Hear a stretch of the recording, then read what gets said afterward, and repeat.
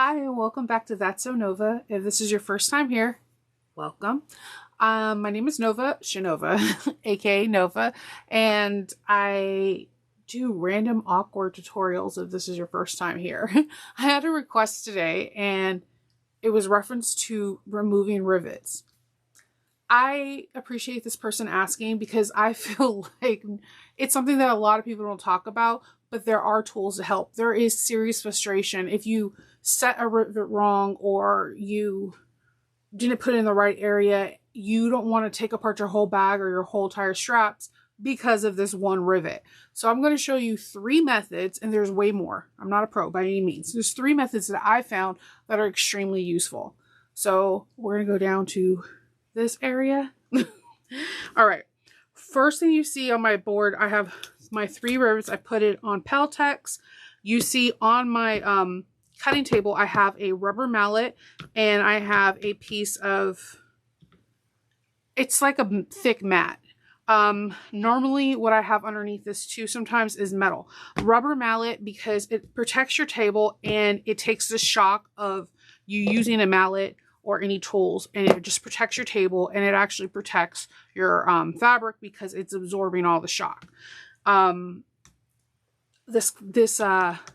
can't talk today. This poly board, cutting board, as you can see, it's well loved. I use it every single day.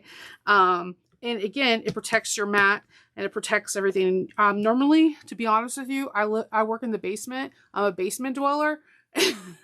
I usually take this and put it on the floor because the floor is concrete, and do it just one so my neighbors don't get upset with all the hammering, because I like to set rivets, I like to set grommets, you name it, with a hammer. I do have a press and I use it a lot, but sometimes this hammer, I'm just saying, it's just amazing. So let's talk about the first one. When I first set a rivet and it didn't go well, I actually threw the whole strap away because I was so frustrated. So I read somewhere that you can use wire cutters that you get in the jewelry department, and you can do it that way. So what I do is I try to get the wire cutter underneath the rivet as best I can, just a little bit, and I just start picking away at it. Now, with this method, you're going to have to protect your fabric at all costs. And just remember what you're using so you're not ripping a hole. It takes forever, I'm not going to lie. It's worth it though if it doesn't ruin your fabric. And be careful because it's a wire cutter and you don't want to, if you look at my hands, I look like Edward Scissorhands. I have like a million cuts. But it does take a while. You're going to have to manipulate your fabric. As you can see, I have like my fingers wrapped around my fabric so there's some kind of tension. And you're just slowly cutting at it. And eventually you're going to be able to get underneath and just cut the wire. I mean, not the wire, the rivet. I can't talk today. I can barely talk all the time. It just comes apart. See, your fabric's not ruined. You still have that small hole for the rivet. So a pair of I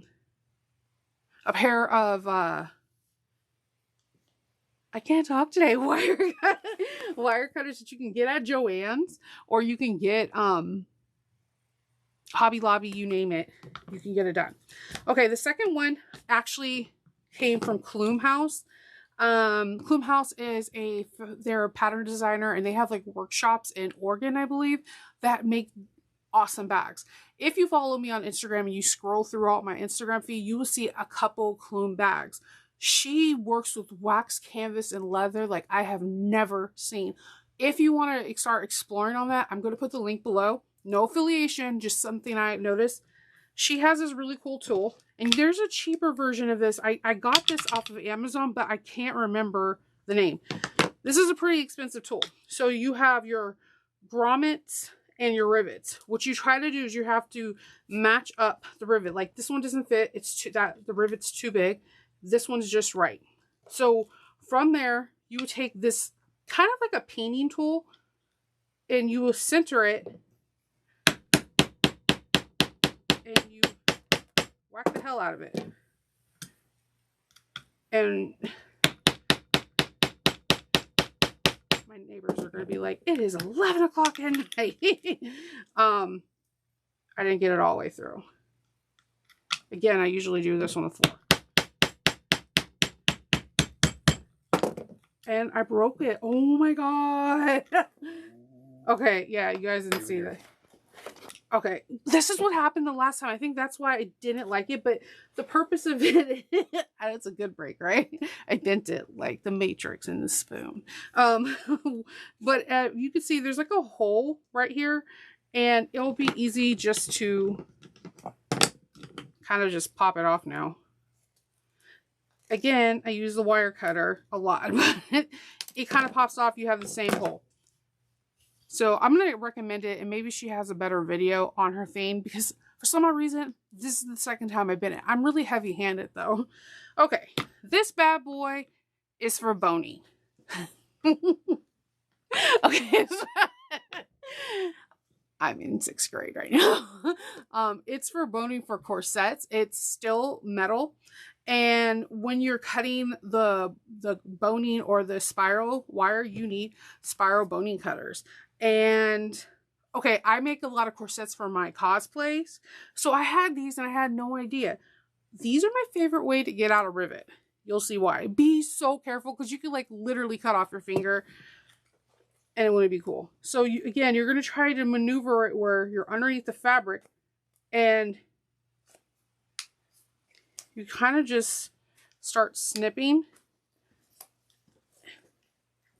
I'm going to give you a link to a place in Philadelphia, and they have corset stuff. I get a lot of my muslin, and I get a lot of interfacing there. They have a lot of unconventional interfacings that help with the bag. Oops. I'm just like, I know. I was like, yeah, I'm going to show them how to remove rivets. Yeah, I'm showing you. So be careful when you're cutting these rivets, because it gets sharp. They're not round anymore. So you just get underneath it and struggle like I'm struggling right now. It's real. And once you get that off, you can just boop. Make sure you get the sharp edges. If you're like me and you sew barefooted, make sure you do get all the sharp edges, or you're going to be doing weird things like wrapping your foot in muslin while you're trying to get the project done. But I know, okay. But as you can see, all 3 holes came out. I know this one was kind of like an epic fail, but I really believe it does work. I'm going to refer you to Klum House. I think she may have a video on it. I am heavy-handed. I don't know what's wrong. Like I'm heavy-handed. But to be honest with you, my favorite one is the bone color, the bony cutter, because it's like a matter of like 3 or 4 snips and you're done. And all you have to do is kind of shimmy it. As you can see, that you don't see any fraying, you don't see any fuzzies, because you just kind of have to go a little. You broke it. All of a sudden it's straight and it's gone. Yeah, it's really weird. Okay, so it's a very weird tool. Sorry. That's broken. And it's the most expensive one out of all of this one. So Shinova's real talk, I'm going to tell you, if you can get boning cutters for like corsets, it's game changer. And like, you do it in a couple minutes, you're not like mad at yourself for not doing it right. If you can't afford these, because I think these cost anywhere from $24 up, these wire cutters, you can get like 2 on Amazon for like $7. It takes a little finagling, but because they're so thin, you can get right underneath your fabric and just start popping them off. The second one I showed you, I'm sorry, but now you know. I'm willing to test out things. This is it. So if you have any questions, which I'm sure you do because I just confused the heck out of you, please leave a comment down below. I'm going to list everything in the description box, from the wire cutters, the boning cutters, and my broken tool.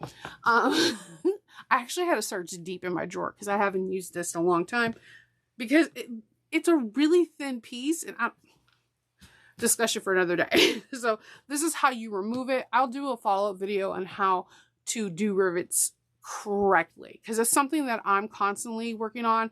If you don't have the right the right rivet in and you put it in and set it, it can have a wonky post or it can be frustrating. So I'm going to show you some tips for mine.